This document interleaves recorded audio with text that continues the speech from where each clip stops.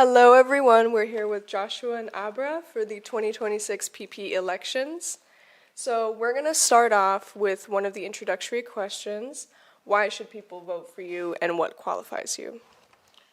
Well, qualifications wise, I have been a director for multiple events in the school level. I've also been a part of the student union, but that's not the reason why people should vote for us. It's not because of our experience, but I would say if you want to vote for us, our main experience which qualifies us is the fact that we talk to our peers, our friends, our seniors. So yeah, that's the experience that really matters. Sure, yeah. I mean, we have some experience. I've had multiple jobs. I've worked with my church. I've worked as a leadership role in my A-level school, but that doesn't make us qualified. If experience made you qualified, I guess go vote for Liz and Sophie because they were here last year. You know, that's not what we're running on. We're running on our connections to everyone else, which is, in a way, experience.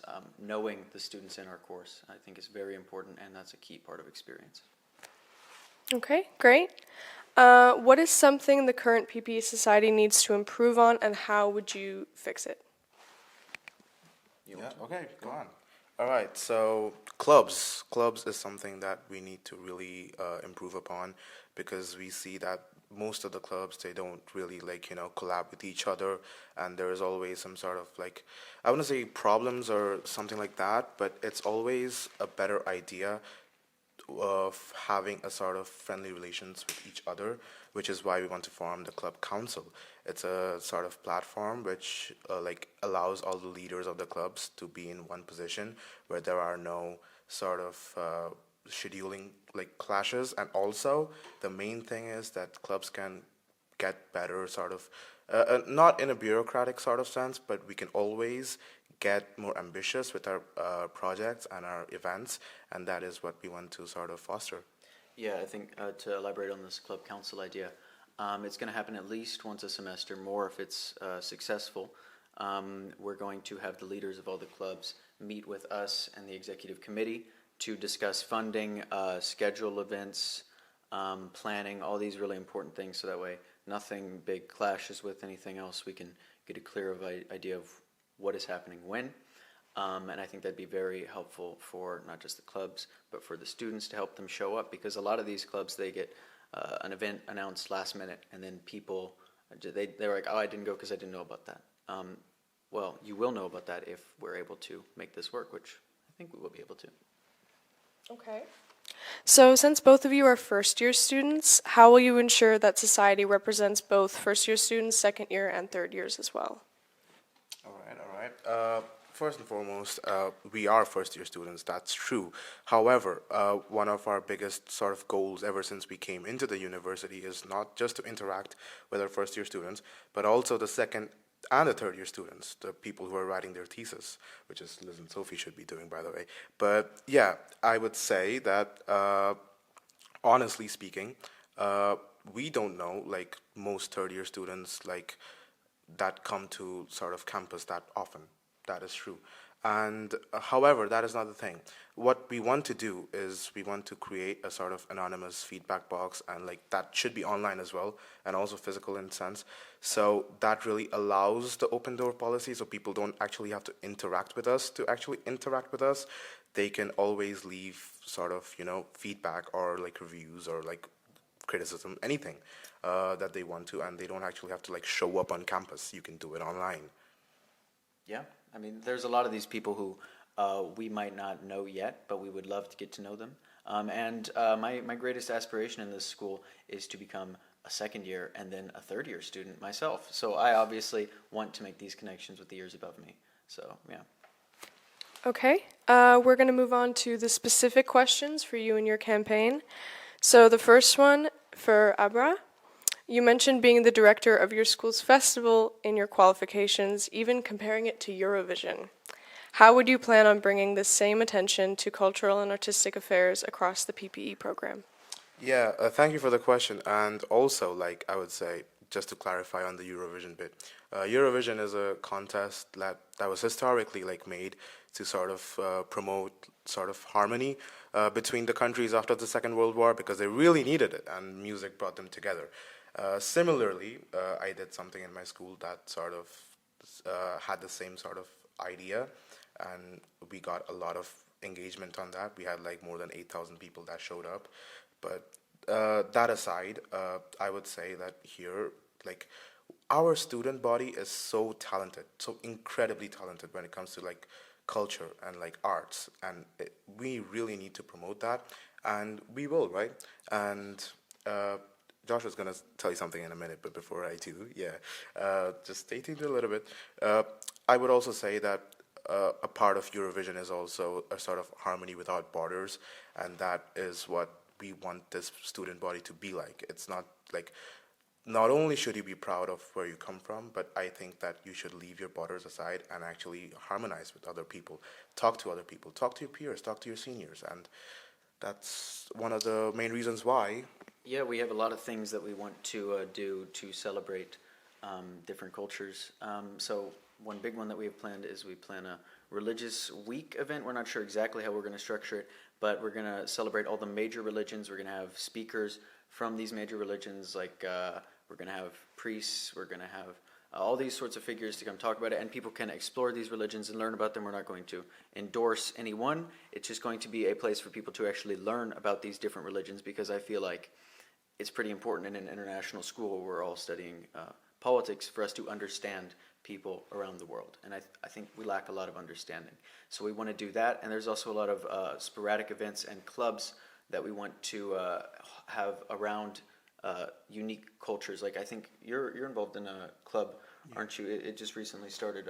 Yeah, so it's not a club by the PPE, but the Faculty of Social Sciences in total is called the Living Room, where we bring South Asian culture to the students that study here. Not only is it a safe space for South Asian people, but also it's a space of welcoming the other students that might not be familiar.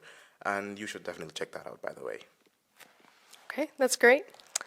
The next question is about your campaign, emphasizing giving more voice to non-EU students while strengthening connections with Czech ones. So how would you balance those two goals?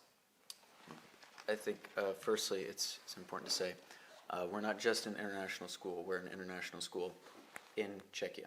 So we need to increase diversity is as much for us people from all over the world as it is getting to know people here in Czechia, because we can count on one or two hands how many people from Czechia there are in our course. So I think it's very important that we get to know the locals, the people in other courses that are in Charles University, and that's extremely important for us. It's one of our top priorities. Yeah, adding on that, like one of the main, like I don't know if you would consider this as a metric or not, but you can just see that the amount of non-U students running for president has actually doubled. So it went from 2 to 4, right? And I would also say that it's a sort of a smaller example, but there is a trend. We are getting more non-U students, and I could also assume quite like accurately, I would say that there would be more non-new students next term when we get the new fresh cohorts, right? So in a way that we also want to celebrate that diversity and not fall into a sort of scope of Eurocentrism where all of our events are catered to the European audience, but also the global audience. And we want to include Czech students in that too. Okay. Now, how would your open doors policy differ from the accessibility current leadership already offers? Well, I think it would differ quite a bit, not necessarily in theory, but in practice. Because, past presidents, I'm sure every president has said, we're going to have, you're going to be able to just come talk to us anytime. But how much is that true in practice? And we want to be approachable. And I think Abhra has a great idea for the feedback boxes and that sort of thing. Yeah. As I mentioned earlier, like I would say, a lot of people, even though you tell them that come talk to us, we're always open to a conversation. Some people are just introverted. There's probably introverted people watching this who would like think twice before coming to interact with someone they've never met before. That is completely fine, which is why we want to do a sort of physical and also an online space where you can literally put down anything, put down criticism, put down analysis, put down feedback, put ideas. We're always open, and we will check them. We will check them in a weekly manner, and we'll get back to you. and we're gonna take all of that anonymous stuff also into account, adding to all the other things that people talk to us in conversation when we're at school. Okay, so we have 2 wrap-up questions for both of you.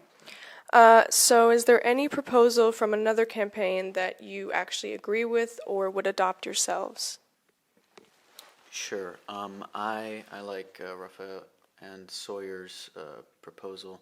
They have some good club ideas. I think they mentioned a book club. I think is a very good idea. And I want to point out that if we are elected, we plan to include them in how we're going to run things. We're not going to just include people who voted for us. It's all students, people who voted for Liz and Sophie, people who voted for them. We want them all to be involved. And we would love, in fact, we actually have a plan to let students vote on a number of events that we have. So a lot of great events that they have planned that we would love to do, we would love to integrate those as well. Adding on to the really good idea that, Rafael and Sawyer had about their clubs, it's imperative that we also make creating a new club much easier, and we also want to incentivize people to make new clubs. So under this new club council, which would be formed if we take power, is a fact that we want to include new people into making their clubs, and when they do, they get a sort of preferential treatment for their first event. They get more exposure. That would help people to actually create new clubs, and that would help like a lot of us, a lot of the student body who don't really know at this moment in time if they have something in common with the current existing clubs, and they would want to create a new one. In which case, go ahead. We're behind you. Okay. And the last question is, how do you envision PP society after you leave? Well, if you want me to go first, I'll go first. Here's the thing.